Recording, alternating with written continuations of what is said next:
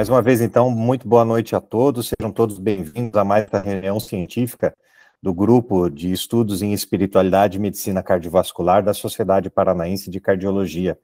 Eu agradeço imensamente a presença de todos vocês que brindam essa noite com uma oportunidade de estudo e acrescentar conhecimento para a vida diária do trabalho de cada um de nós. Hoje, o tema que nós vamos abordar vai ser hipertensão arterial e espiritualidade. E por que esse tema? Porque nós, inicialmente, falamos sobre como aplicar e por que aplicar a avaliação da espiritualidade na prática clínica diária, né? E, nesse momento, eu acho que nós podemos passar justamente para a doença que é mais prevalente no consultório de todos nós no dia a dia, que é a hipertensão arterial. Acaba sendo o quadro clínico que mais vemos no dia a dia. E não só por isso, mas também porque muito já foi investigado em termos de correlação da espiritualidade com a doença hipertensiva, tanto em termos de mecanismos fisiopatológicos, como também nas abordagens de intervenções espirituais que possam, de alguma maneira, favorecer o controle e o tratamento da hipertensão. Então, como eu vinha dizendo, a hipertensão arterial é a doença que nós mais vemos nos consultórios e, portanto, nada mais adequado do que começar por ela, sobre as doenças específicas que podem ser abordadas através da avaliação da espiritualidade. Esse estudo, ele se baseia no posicionamento da Sociedade Brasileira de Cardiologia, que foi publicado em 2021, justamente sobre o manejo da hipertensão através da abordagem da espiritualidade.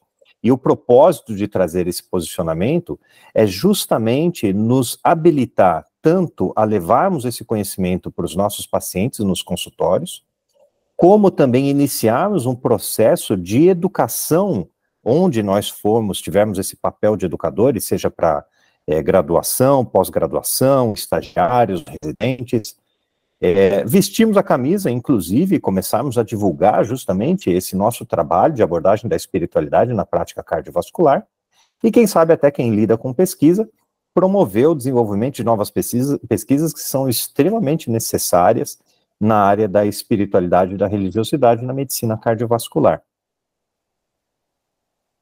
É lógico que todos vocês conhecem sobre hipertensão, mas eu vou pontuar algumas coisas específicas, justamente porque elas são importantes para correlacionar mais para frente com os dados que nós vamos trazer. Lembrando que a hipertensão arterial sistêmica, ela é uma doença multifatorial e multigênica que acomete o sistema cardiovascular e que cronicamente ao longo dos anos pode levar ao desenvolvimento de lesões de órgão-alvo, e isso ocorre através de mecanismos neurais, hormonais, humorais, renais e vasculares.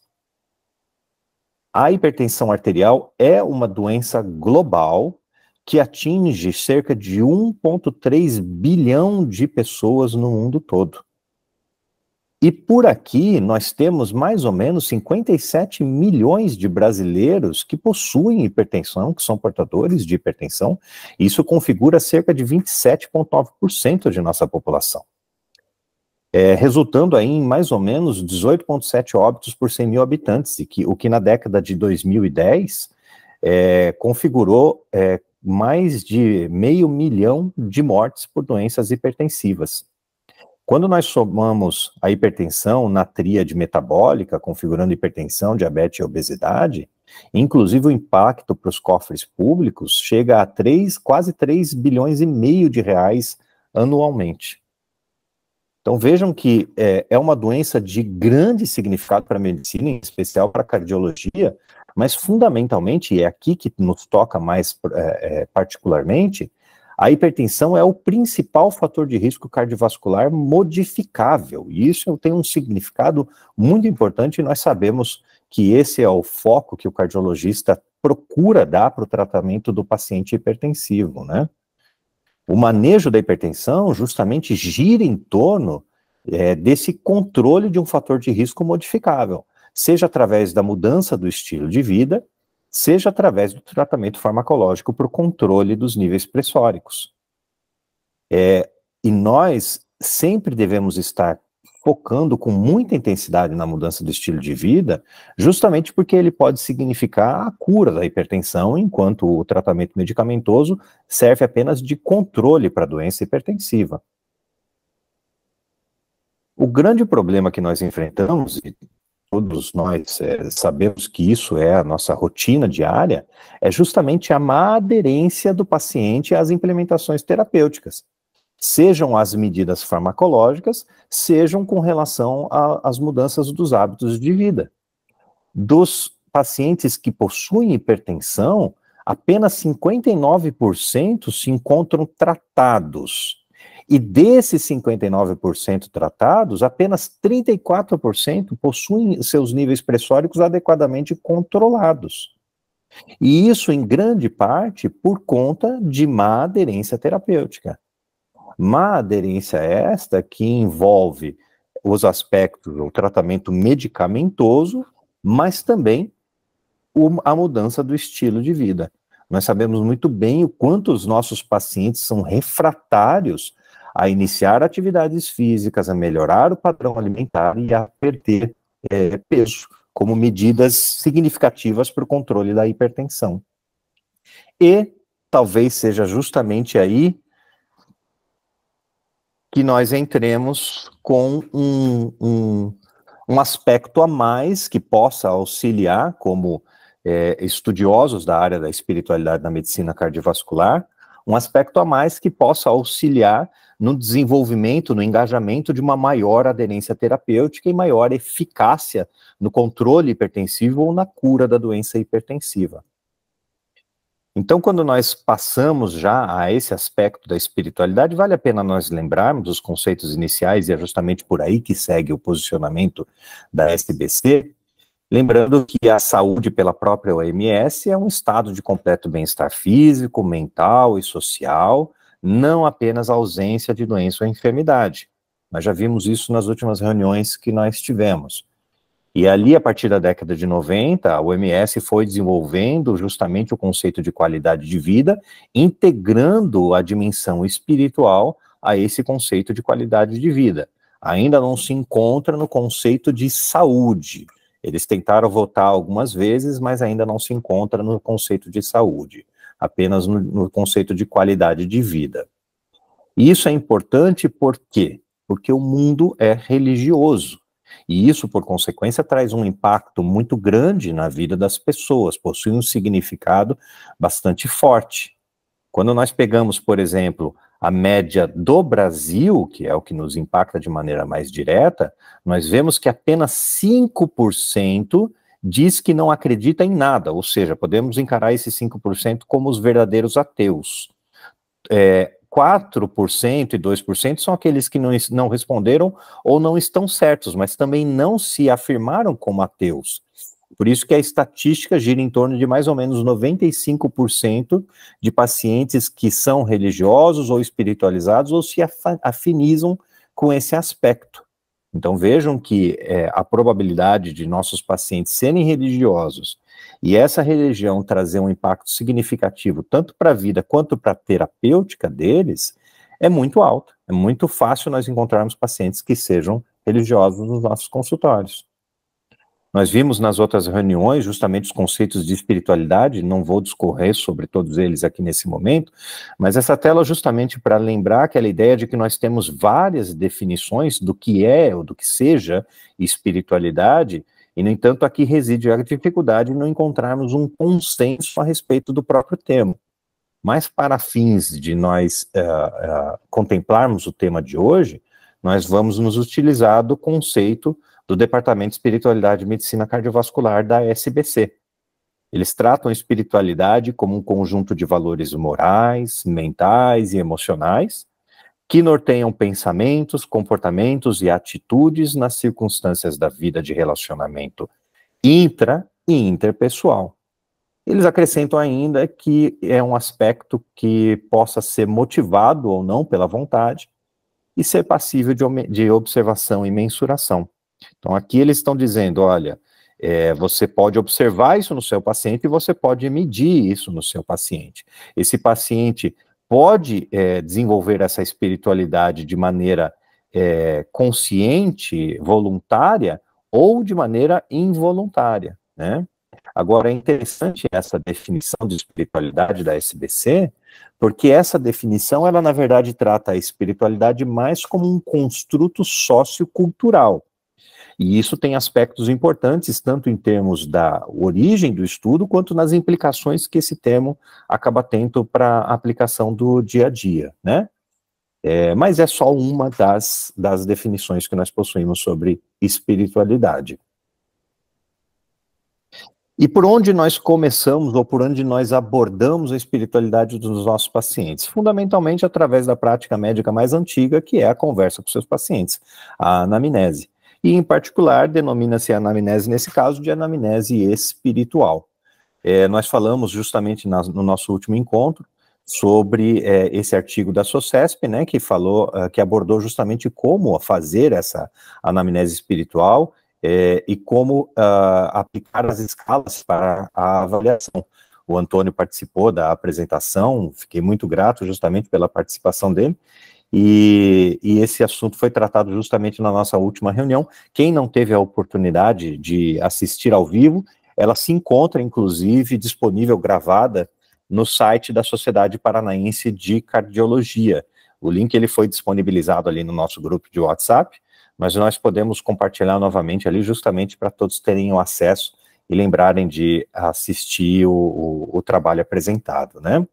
Então, é justamente através da anamnese espiritual que nós vamos aplicar para o nosso paciente esse conceito que pode fazer com que aquela questão de dificuldade de ademência terapêutica possa reduzir um pouquinho mais através desse recurso de aplicação da espiritualidade. Por quê?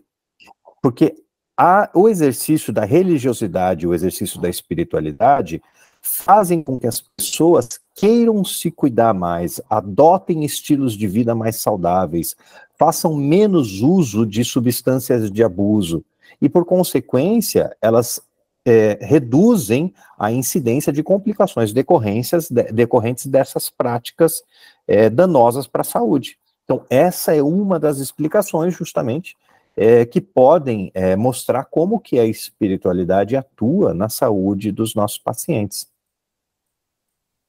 Em termos de fisiopatologia, quando nós falamos onde que a espiritualidade, essa atuação, essa abordagem pode atuar, nós temos várias vias. E aqui nós temos uma imagem clássica sobre as vias fisiopatológicas da hipertensão. Mas quando nós lembramos onde que a religiosidade pode atuar, ela pode atuar nos aspectos mentais e emocionais do indivíduo, ela tem atuação por consequência em cadeia no sistema nervoso central e no sistema nervoso autônomo simpático e parasimpático.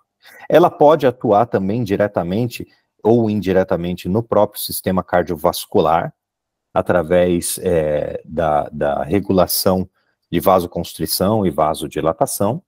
Ela possui uma interligação, uma atuação também em cadeia no próprio sistema endocrinológico, através de redução de hormônios inflamatórios, e também possui uma atuação no sistema humoral, através do controle de citocinas e demais substâncias inflamatórias. Então, isso que foi dito nesse momento, são achados já corroborados por diversos estudos, demonstrando justamente uma correlação proporcional de quanto maior a religiosidade do indivíduo, melhor o parâmetro fisiológico apresentado nesses aspectos aqui mencionados. A questão é aí que entra a ideia de nos incentivarmos a estudar cada vez mais, a introduzirmos pesquisas nesse meio. Esse mecanismo ainda é muito pouco compreendido. Quando a espiritualidade é tratada de uma maneira a se definir como um construto sociocultural, nós temos ali uma facilidade de explicar quais as possíveis vias que corroboram a atuação dela no controle das doenças. Mas, no final das contas, nós sabemos muito pouco ainda de como isso possa realmente funcionar. No próprio artigo, né, em outros artigos que eles revisaram para utilizar, para compor esse posicionamento da sociedade brasileira, eles citam 3 eixos principais de controle, por exemplo, da hipertensão, através de uma alta religiosidade. O primeiro eixo seria o eixo mental e emocional, que parece ter uma atuação sobre a hipertensão justamente por haver uma maior prevalência de pensamentos e emoções positivas, por indivíduos estarem mais propensos a exercitar o perdão, a gratidão, a compaixão, por haver um melhor controle de estresse, e justamente pelo exercício do perdão mais frequente, haver uma redução do ressentimento, justamente um mecanismo psicológico bastante envolvido no desenvolvimento de estresse crônico, ansiedade e depressão. No segundo eixo, o eixo comportamental, eles apontam justamente que indivíduos mais religiosos possuem hábitos mais saudáveis. E isso, obviamente, vai trazer uma consequência benéfica, tanto para reduzir a incidência de hipertensão, quanto também melhorar os controles naqueles que já são hipertensos. Essas pessoas praticam um hábito de se alimentar melhor, possuem menores índices de abuso de álcool, tabaco e outras drogas, e costumam se dedicar mais a atividades físicas. Então, vejam, é tudo que nós pedimos para os nossos pacientes fazerem. E parece que aqui entra num pacote, né? Se eu incentivar o paciente a ser religioso, talvez eu encontre justamente um pacote em que ele vai adquirir todos esses hábitos através de uma recomendação só. Claro, é um pouco mais complexo do que isso, mas queira ou não, os estudos apontam justamente para essa correlação de uma maneira bastante significativa. E um terceiro eixo, o eixo social, justamente detecta que esses pacientes mais religiosos, eles possuem uma rede de apoio, uma rede de reforço positivo mais ampla, pessoas com quem contar, tanto no sentido de controle e tratamento de doenças, quanto também no aspecto de promoção de saúde. E isso, obviamente, converge para um estado de melhor convivência humana, que se vocês lembrarem lá daquele estudo de Harvard, o estudo mais antigo do mundo, que já acompanha há mais de 7 décadas as pessoas, e quando eles se perguntam o que faz realmente as pessoas felizes, e um dos aspectos mais importantes é justamente a convivência social. Quanto mais o indivíduo se rodeia de pessoas que lhe trazem um bem-estar social, mais feliz esse indivíduo parece ser. E quanto maior a felicidade, melhor o bem-estar. Quanto melhor o bem-estar, menor o estresse e possivelmente menos hipertensão esse paciente desenvolverá. As pessoas mais religiosas costumam também ter uma relação conjugal mais estável. E justamente é o cônjuge aquele que mais de perto convive com todos nós, e por mais tempo de uma maneira prolongada. Então, essa é uma relação social que precisa ser estável para trazer um bem-estar pessoal, né? E outra questão bastante importante do aspecto no eixo social são justamente as práticas religiosas, sejam elas organizacionais, quando fazem parte de uma religião organizada e, por consequência, ritos e trabalhos específicos daquela religião, ou mesmo práticas não organizacionais, como, por exemplo, meditação, concentração, preces não relacionadas a uma doutrina específica. Essas práticas religiosas, em alguns estudos, também demonstram uma correlação positiva no sentido de melhor controle de parâmetros hipertensivos. Então, quando nós pegamos ali no artigo, eles citam, inclusive, uma meta-análise que foi publicada em 2020 no Journal of Religion and Health, mostrando justamente quais são os marcadores que apresentam uma correlação confirmada com a prática da espiritualidade e da religiosidade. E separados em cardiovasculares, imunológicos, metabólicos e patológicos, nós temos uma descrição bastante interessante, e ali nesse artigo, nessa meta-análise, eles indicam todos os estudos que encontraram cada um desses achados, mas nós possuímos correlações significativas de espiritualidade com pressão arterial, com a própria hipertensão arterial, com níveis de colesterol, com níveis de estresse, com marcadores de necrose miocárdica. E, interessantemente, todas essas correlações de uma maneira, sobre um aspecto benéfico, uma correlação positiva. No aspecto imunológico, nós temos, por exemplo, maior circulação de células T, melhor perfil de neutrófilos, monócitos, menos infecções virais, proteína C reativa mais baixa. Em termos metabólicos, todos aqueles marcadores tradicionais de risco para diabetes são menos frequentes em pacientes mais religiosos, tendem a ter um IMC um pouco mais baixo, embora alguns estudos, interessantemente, demonstrem que ocorre até o inverso. Algumas pessoas engordam mais. E eu suspeito que isso seja culpa justamente das reuniões na igreja. Porque o ser humano não faz uma reunião de igreja sem que tenha bastante bolo e empadão e uma Coca-Cola, né? Então talvez essa seja a culpa aí, de repente, desse desvio na nossa expectativa de que possa promover um melhor controle do IMC através da espiritualidade, né? E em termos patológicos, vários estudos demonstram ali melhores desfechos de saúde através de uma maior religiosidade, menor taxa de diabetes, menor incidência de câncer e tratamentos que, interessantemente, se desenrolam mais efetivos para a abordagem do próprio tumor oncológico, né? Esses estudos nessa meta-análise mostraram uma alta correlação com poucos deles desviando num padrão, apresentando um desvio padrão mais voltado para o erro. Então foram estudos bastante significativos para apontar essas correlações que foram ditas até agora. E quando nós começamos a entrar justamente nos artigos mais importantes, o posicionamento, ele citou vários artigos ali. Então, eu vou trazer aqui para vocês os principais que foram apontados, tá? Esse grande estudo, esse é um estudo bastante significativo, publicado no American Journal of Epidemiology, ali em 2019. Guardem bem esse nome se vocês não conhecem ele, Tyler Vanderwill. Ele é um dos principais estatísticos de Harvard, e ele é um grande pesquisador na área da religiosidade e espiritualidade, com diversos artigos publicados, com uma maestria estatística fantástica. Então, ele trabalha muito em cima dos números, e todos os artigos dele trouxeram resultados de grande impacto para essa área do nosso trabalho com a espiritualidade e a religiosidade. Nesse estudo, Nurses Health Study 2, ou 2, eles desenvolveram um ensaio prospectivo envolvendo mais de 44 mil enfermeiras dos Estados Unidos que não possuíam hipertensão, eram normotensas. O que eles encontraram? Quanto maior era a frequência religiosa dessas enfermeiras, menor era a incidência de hipertensão ao longo do curso do estudo.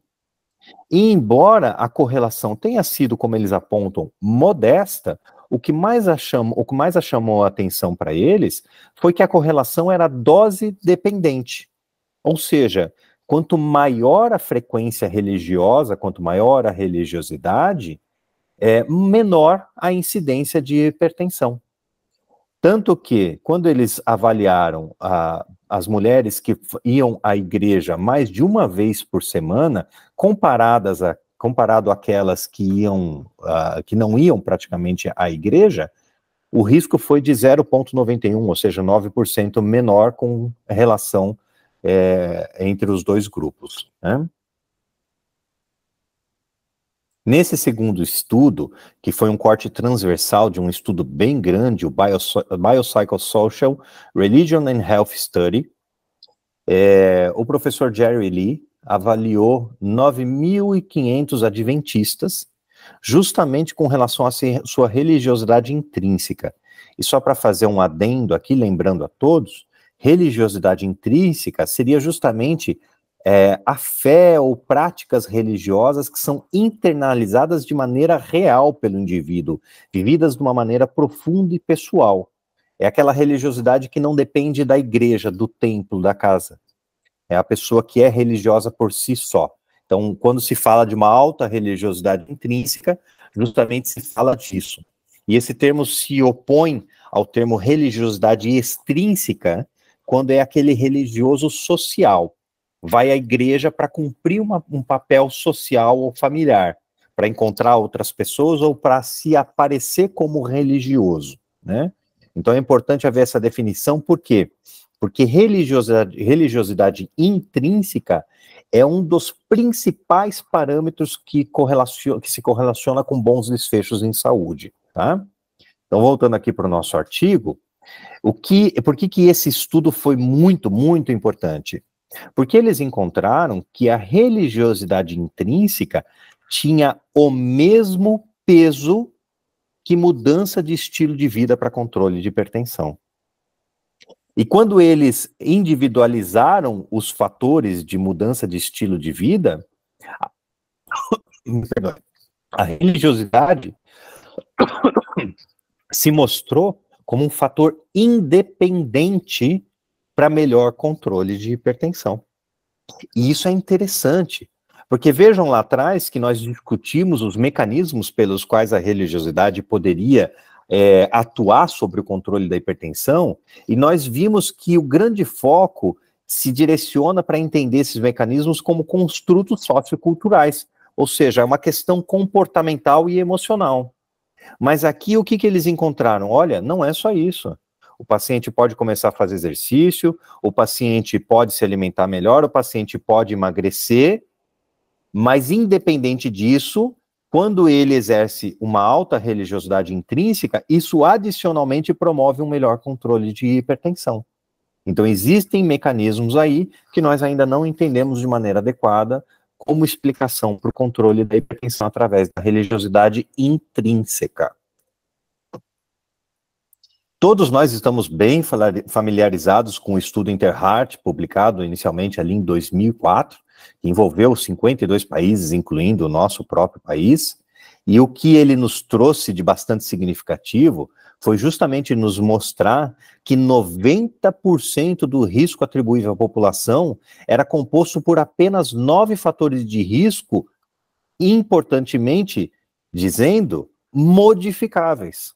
Quais eram esses fatores de risco? Dislipidemia, tabagismo, obesidade abdominal, diabetes, hipertensão, sedentarismo, má alimentação, álcool, fatores psicossociais. Então, esses são fatores bem clássicos que nós conhecemos com bastante profundidade. Mas o ponto mais interessante para nós nesse momento é justamente esse segundo achado que eles encontraram, que os próprios fatores psicossociais que significavam estresse e depressão compunham 33% desse risco atribuível à população para o desfecho de infarto. E esses 36% compostos pelos fatores psicossociais eram maiores do que quaisquer outros desses demais fatores de risco modificáveis que compunham o risco atribuível à população. E isso nos levou à conclusão de que os fatores psicossociais possuem um impacto maior que os demais fatores de risco. E essa acaba sendo uma área de atuação bastante importante para a própria abordagem da espiritualidade e da religiosidade dos nossos pacientes. O professor Harold Koenig, num dos melhores artigos dele, ali em 2012, que foi um artigo de revisão, ele pegou toda a literatura e relatou todos os desfechos ou correlações a respeito da religiosidade e da espiritualidade. Então, para quem não leu ainda esse artigo, esse é um artigo central para o nosso estudo de medicina e espiritualidade. Vale a pena não perder essa leitura, tá? Nesse artigo de revisão, fazendo a correlação entre espiritualidade e saúde, o que ele encontrou? Que quanto maior a espiritualidade ou a religiosidade, menores os índices de depressão. Que quanto maior a religiosidade ou a espiritualidade, menores os índices de ansiedade e estresse. Que foi justamente o que foi apontado no estudo Interheart. Então vejam que é interessante isso, porque eu penso na minha própria clínica diária, né? Nós temos muito pouco tempo para atender os pacientes, então nós nos focamos naquilo que seja bastante objetivo, né? Olha, tem que tomar o remédio, vamos fazer exercício físico, pare de fumar, emagreça. Próximo, né?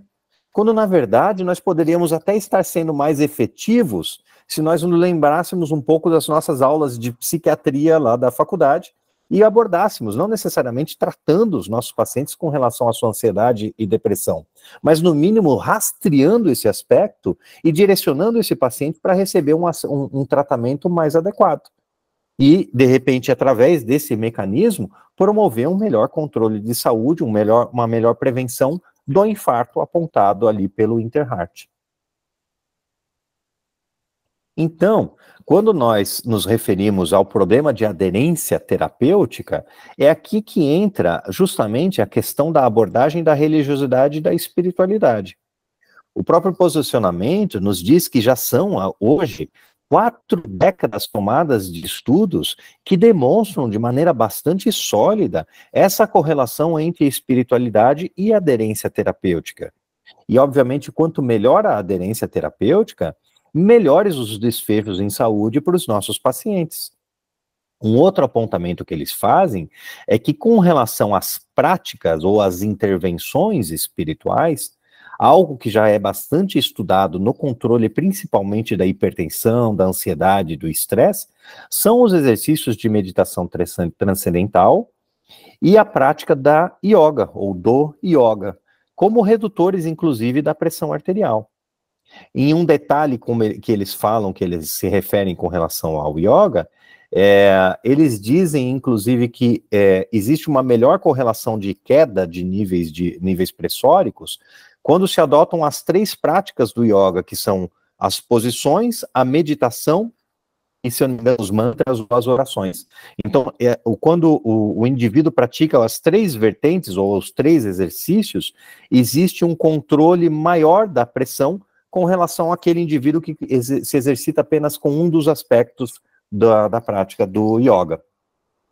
Um outro aspecto importante para a aderência terapêutica, e é aqui que envolve também a religiosidade e a espiritualidade, é justamente o controle de emoções negativas, como ansiedade, estresse, depressão, raiva, culpa, remorso, ressentimento. Todos nós alimentamos isso ao longo das nossas vidas, e os nossos pacientes também. Só que dificilmente nós nos lembramos de abordar isso.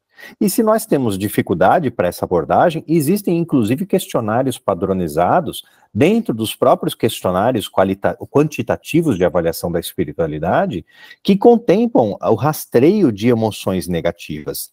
Então isso no mínimo poderia nos ajudar a acender uma luzinha de alerta para aquele paciente, sabendo que esse talvez seja um fator a ser considerado e trabalhado para promover um melhor controle de doença ou uma melhor aquisição de saúde, né? Então, o que nos sobra como cardiologistas, médicos ou profissionais da saúde em termos de exercício nos nossos consultórios da religiosidade e da espiritualidade para os nossos pacientes, né? Então, lembrando que o foco sempre é trazer a religiosidade do paciente para dentro do nosso consultório. Nunca levar a nossa religião, os nossos conceitos para a consulta médica ou a consulta em saúde. Mas, quando nós estamos falando de religiosidade e espiritualidade, existem aqueles 4 aspectos que foram ditos ali no início, que é justamente esse o foco de nosso grupo de estudos. Porque, afinal de contas, só adquirir conhecimento não vai nos levar a lugar nenhum. O objetivo é que esses estudos que nós estamos desenrolando ao longo dos meses possam justamente nos capacitar, a pouco e pouco, que nós levemos para a nossa vida diária o exercício da abordagem da espiritualidade dos nossos pacientes. E esse exercício começa justamente no consultório com os nossos pacientes, através do rastreio e da abordagem espiritual. E por que isso é tão importante? Porque muitas vezes nós estamos preocupados, né? Poxa, eu gostaria, na verdade, de descobrir como fazer uma intervenção espiritual, uma terapêutica espiritual. Nós ainda não sabemos isso. A medicina sabe muito pouco de como aplicar de maneira adequada a prática de intervenções espirituais e não sabemos realmente se isso vai trazer algum benefício ou prejuízo para o paciente. Nós ainda estamos na fase do rastreio e da abordagem. Mas vejam que isso já é por si só uma intervenção. Porque tudo que o profissional de saúde pergunta cala fundo ali no paciente, e o paciente fala, se ele, ou pensa, se ele me perguntou é porque isso é importante. E eu digo para vocês que é justamente esse o feedback que eu tenho dos pacientes, quando nós começamos a falar sobre religiosidade. Isso chama a atenção deles. Se o médico me pergunta se eu estou ou não estou fazendo exercício, poxa, é porque fazer exercício deve ser importante. Se pergunta se eu fumo ou não fumo, é porque fumar deve ser ruim. Se está abordando minha espiritualidade, opa, peraí, isso deve ter alguma coisa de bom para minha saúde. Portanto, o paciente ele se questiona com relação a essa abordagem, passa a focar gradualmente cada vez mais na sua própria religiosidade ou na sua própria espiritualidade, se interessar pelo exercício disso e, por consequência, desenvolver práticas através dessa nova convivência com uma dimensão que talvez não fosse tão significativa para ele, mas desenvolver aquelas práticas que nós discutimos ali no início da apresentação, que podem trazer uma promoção de saúde melhor para o seu dia a dia. Mas nós não devemos nos ater só ao rastreio do consultório dos nossos pacientes. É importante que nós propaguemos essa mensagem através do ensino. Todos nós aqui já estamos numa fase de vida em que nós estamos ensinando para outros profissionais mais jovens a arte de cuidar das pessoas. Seja na graduação, na pós-graduação, sejam em estágios nas clínicas, nos hospitais, nos ambulatórios, sejam em programas de educação continuada através da internet ou presencialmente, sejam nos eventos como seminários, simpósios ou congressos. Então, um dos meus maiores desejos é justamente ver esse nosso grupo se tornando cada vez mais unido e se capacitando para divulgar essa mensagem, porque isso se torna um multiplicador através dos outros profissionais, como já acontece nesse grupo da Sociedade Paranense de Cardiologia, que tem ali mais ou menos os seus 40 integrantes, se eu não me engano, e no grupo de saúde e espiritualidade, que envolve outros profissionais de saúde, que já tem mais, quase 400, ou cerca de 400 indivíduos ali, profissionais de saúde participantes, né? Um outro aspecto de levar essa ideia adiante é através da divulgação do conhecimento que nós estamos adquirindo, justamente divulgar esses achados científicos. Veja que nós estamos trabalhando com medicina baseada em evidência. Nós estamos trabalhando com os artigos que demonstram correlação em resultados, que demonstram desfechos adequados, e trabalhamos em cima desses artigos, não mais do que isso, não menos do que isso. E por conta da medicina baseada em evidência, hoje nós nos sentimos autorizados justamente para divulgar essa mensagem de benefício da abordagem da religiosidade com uma autoridade científica, como qualquer outra publicação em congressos ou nas mídias sociais, né?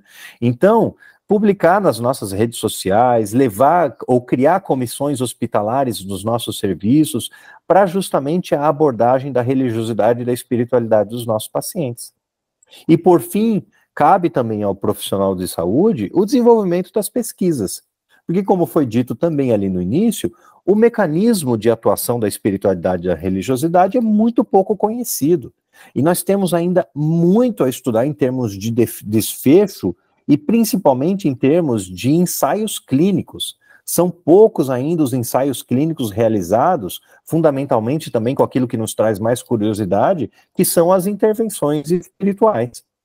Então, para quem gosta de pesquisa, esse é um campo, inclusive, que tem um alto índice de publicação, porque é um campo que tem despontado com bastante força e crescido de maneira bastante importante nas revistas científicas, né?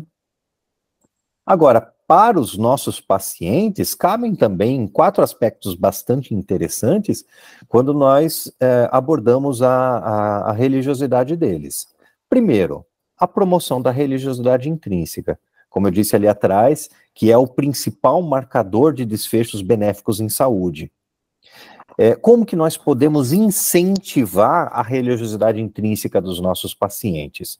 Justamente quando nós fazemos a anamnese espiritual, fazendo um reforço positivo das práticas religiosas benéficas que eles praticam, que eles realizam, na verdade, né? Promovendo, através daquilo que o paciente nos conta sobre sua espiritualidade e sobre sua religiosidade, um incentivo a uma mudança interior para melhor, tanto no sentido de emoções positivas, quanto também de práticas positivas. Perdão, compaixão, né, benevolência.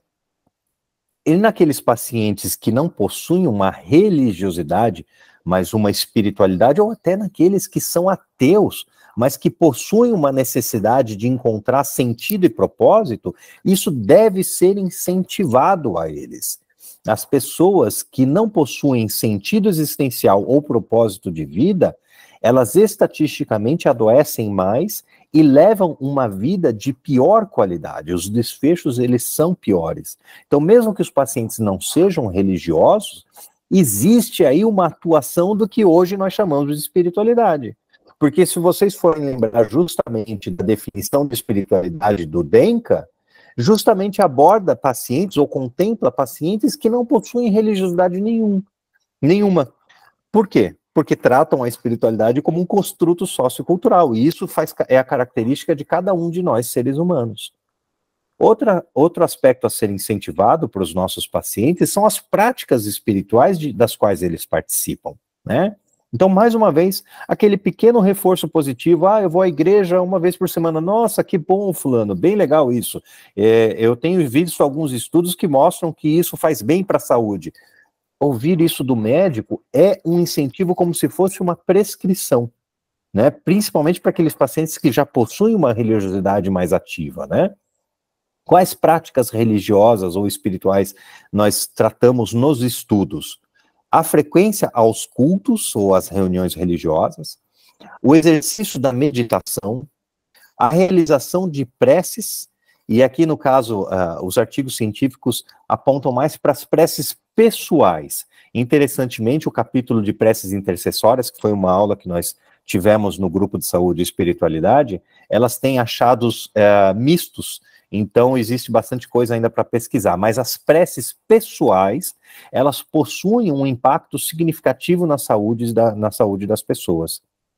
O exercício da caridade, a convivência com a natureza e com o ecossistema, que isso potencialmente se torne futuramente uma outra dimensão da saúde, né? Porque o ser humano, ele está envolvido, e o Evandro sabe muito bem aí como faz bem ficar envolvido pela natureza, né? O ser humano envolvido pela natureza, ele se sente melhor. Eu lembro, inclusive, de um trabalho que eu vi, que pessoas que contemplam quadros de paisagem por alguns minutos, elas automaticamente se sentem melhores, e se eu não me engano foi um estudo que inclusive mostrou redução de hormônios de estresse como cortisol e adrenalina. Tanto que no meu consultório eu coloquei um monitor assim na parede para demonstrar os vídeos de procedimentos para eles, né?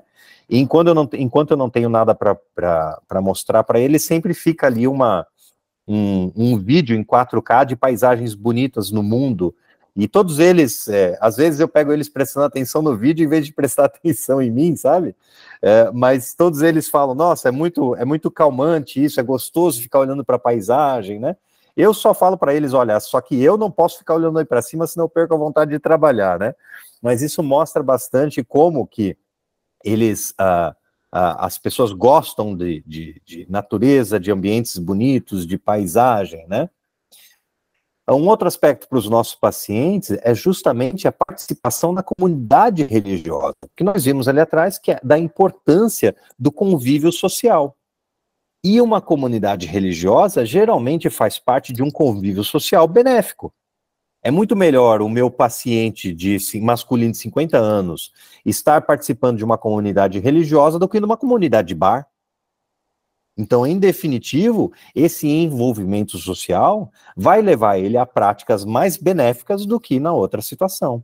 São pontos de apoio que geralmente trazem um caráter positivo, influenciam um comportamento social mais benéfico e, fundamentalmente, despertam nessa pessoa um sentido de pertencimento a uma causa mais nobre e menos fútil, não é? Então, isso tem impacto na saúde do indivíduo. E, por fim, quando nós falamos de promoção da saúde através da espiritualidade, existe um artigo bastante interessante, eu esqueci de colocar a referência aqui, mas depois eu mando para vocês, e o artigo justamente é essa pergunta: você está em paz? Essa é uma pergunta bastante interessante para a própria promoção da saúde. Eu vinha conversando esses dias com a minha esposa. É interessante porque às vezes nós pegamos aquela consulta de check-up, né? E nós pensamos assim, nossa, essa consulta vai ser rápida, né? Para eu poder adiantar a agenda. Quando, na verdade, é uma consulta que pode muitas vezes nos dar a oportunidade da promoção de saúde de uma maneira mais adequada.